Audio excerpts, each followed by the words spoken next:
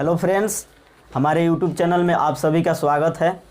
हम आज क्वेश्चन को बहुत अच्छे ढंग से आज बताने वाले हैं, क्योंकि आप सबका एग्ज़ाम जो है आपके सिर पर है। जो 10 क्लास के स्टूडेंट हैं उनके लिए एक क्वेश्चन बहुत महत्वपूर्ण है।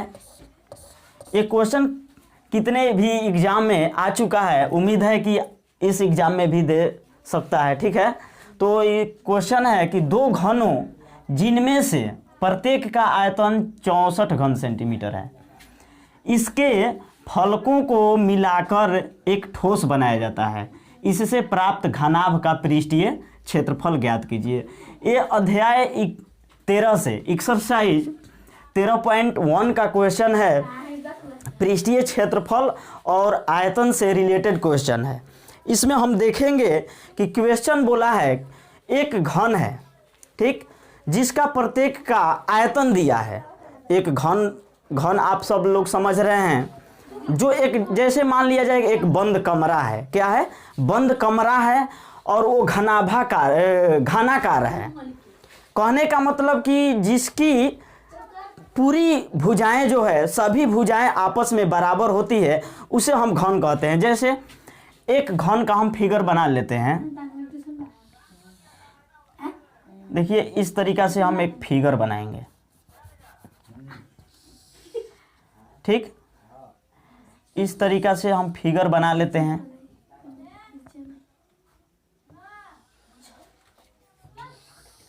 और फिगर बनाने के बाद में क्वेश्चन बोला है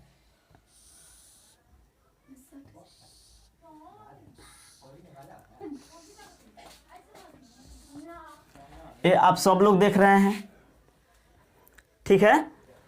ये घन है। यहाँ देखिए कि ये सबकी भुजा बराबर है। ये जितने भी भुजाएं आपको देख रहे हैं ना, ये सबके भुजाएं बराबर है, जिसको हम किनारे बोलते हैं। क्या बोलते हैं? किनारे बोलते हैं। एक घन में या घनाभ में 12 किनारे होते हैं, ठीक है, और 8 फलके होती है। क्या होती है? 8 फलके होती है। तो ये बोला है कि दो घन, हमने यहाँ सिंगल घन बनाया और दो घन बोला है। दो घन जिनमें से प्रत्येक का आयतन, इसका आयतन दिया है। आयतन दे दिया है 64 घन सेंटीमीटर, ठीक है। और 64 जब घन सेंटीमीटर दे दिया, इसमें भुजा मालूम करना पड़ेगा हमको। समझ में आ रहा है? भुजा मालूम करना पड़ेगा। क्यों? कि जब तक से भुजा यदि नहीं मालूम होगा तो हम घनाभ का पृष्ठीय क्षेत्रफल, यहाँ क्षेत्रफल निकालना है। क्षेत्रफल हम सब लोग जानते हैं, घनाभ का क्षेत्रफल क्या होता है, और यहाँ आयतन होता है। आयतन क्या होता है, इसको जानकारी होनी चाहिए। आयतन और घनाभ का पृष्ठीय क्षेत्रफल। तो सबसे पहले चलते हैं कि घन का आयतन हम मालूम कर लें। क्या मालूम कर लें? आयतन। तो चूंकि घन का आयतन होता है AQ होता है। क्या होता है? AQ का मतलब हुआ भुजा। भुजा Q होता है। आ गया समझ में? तो आपका AQ दे दिया है 64। कितना दिया है? 64 दिया है। तो A का मान प्राप्त कर लेते हैं, भुजा का मान प्राप्त कर लेते हैं। तो A बराबर हमारा हो जाएगा, देखिए यहाँ जब Q लगा हो ना, इस तरह से पावर 3 हो, और जब पावर 3 को हटाते हैं तो उधर जाकर घन रूट चल जाता है, ऐसे हो जाता है इस प्रकार। और यहाँ 3 लिखते हैं। यदि यहाँ आप लोग 3 नहीं लिखेंगे तो वर्ग हो जाएगा। क्या हो जाएगा? ये ध्यान देने जो बातें होती है कि यहाँ लोग 3 नहीं लिख पाता है स्टूडेंट लोग, जो 10 क्लास के स्टूडेंट होता है, थोड़ा न्यू होते हैं। इसलिए आप सब लोग यहाँ ध्यान देंगे कि यहाँ 3 लगाना जरूरी है, तभी कहा जा सकता है, इसको घन रूट कहा जाता है। आ गया समझ में? इसको घन रूट बोला जाता है। ये 64 हो गया। अब यहाँ 64 का हमको घन मालूम करना है। तो चलिए 64 का घन कैसे निकालते हैं। सबसे पहले इसको कटाइए, 2 से कटाइए। 2 3 6, 2 2 का 4 होगा। और फिर इसको कटाते चले जाइए, 16 बार में कटेगा। 2 से ये 16 कट जाएगा 8 बार में, और 2 से ये 8 कटेगा कितने बार में? 4 बार में। इस तरीक़ा से कटाते जाइएगा। अब यहाँ घन पूछा है ना, तो देखिए यहाँ समूह बनाएंगे। समूह कितने का बनाएंगे?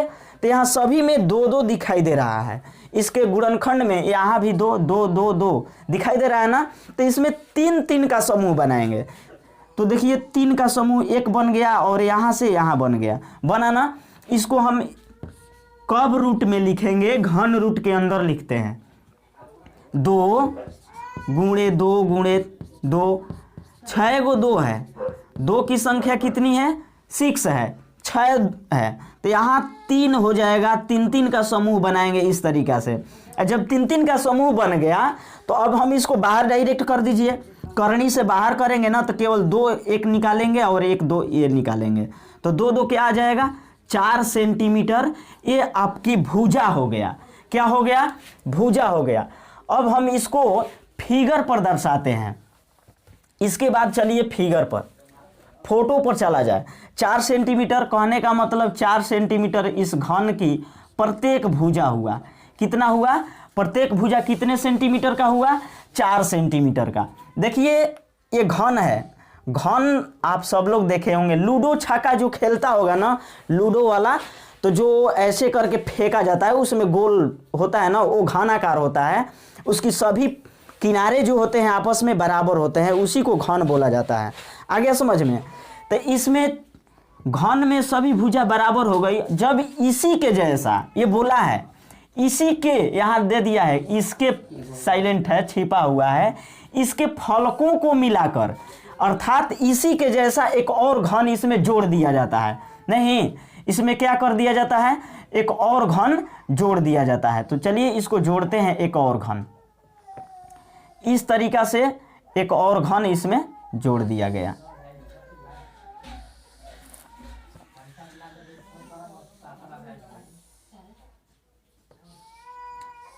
इस तरीका से इसमें एक और घन देखिए जुट गया।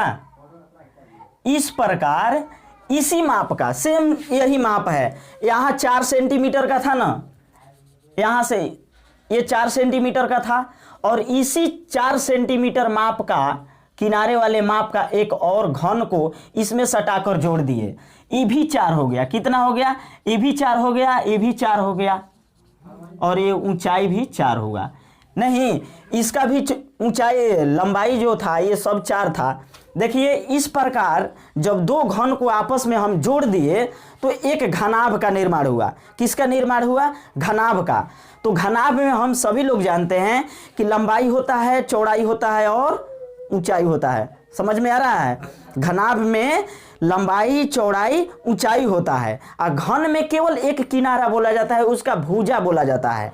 ठीक, तो अब ये घनाभ जब बना तो इसमें ये जो हुआ ना, इसकी लंबाई दर्शाया। इसको क्या कहा गया, लंबाई कहा गया। ठीक, तो इसकी लंबाई बढ़ गई। ये 4 था पहले, ये भी 4 एक जोड़ दिया गया तो कितने हो गया, 8 सेंटीमीटर। इस घनाभाकार बने ठोस की लंबाई 8 सेंटीमीटर, और चौड़ाई नहीं बदलेगी, न ऊंचाई बदलेगी, केवल लंबाई बदला। ठीक, तो अब यहाँ तो हमारा क्या हो गया, बने ठोस का। यहाँ लिखेंगे बने नए ठोस। यहाँ इस प्रकार लिखेंगे, बने नए ठोस, ठोस की लंबाई एल बराबर क्या हो गया, 8 सेंटीमीटर। और इसी में देखिए चौड़ाई को भी हम दर्शा देते हैं, बी, जिसको बी से लिखते हैं 4 सेंटीमीटर होगा, और एच ऊंचाई हुआ कितने सेंटीमीटर का, 4 सेंटीमीटर का। आ रहा है समझ में, जो ये ऊंचाई हुआ ना ये 4 सेंटीमीटर है। अब इसके बाद हम चलते हैं, कहाँ है घनाभ का पृष्ठीय क्षेत्रफल। बहुत अच्छे से समझिएगा, इस तरह से बनाएंगे आपको मार्क्स मिलेंगे। तो यहाँ घनाभ का पृष्ठीय क्षेत्रफल, तो हमको याद होना चाहिए घनाभ का पृष्ठीय क्षेत्रफल, घनाभ का पृष्ठीय क्षेत्रफल, घनाभ का पृष्ठीय क्षेत्रफल। तो देखिए यहाँ घनाभ का पृष्ठीय क्षेत्रफल यदि आपको याद रहे तभी आप बना सकते हैं। वहाँ कोई आपका माई बाप या ना भाई बंधु कोई साथ देने वाला नहीं होता है एग्जाम में। इसलिए हम कहेंगे कि आप सब लोग अपने घर पर इसको ऐसे सूगे जैसा रट डालिए कि याद हो जाए।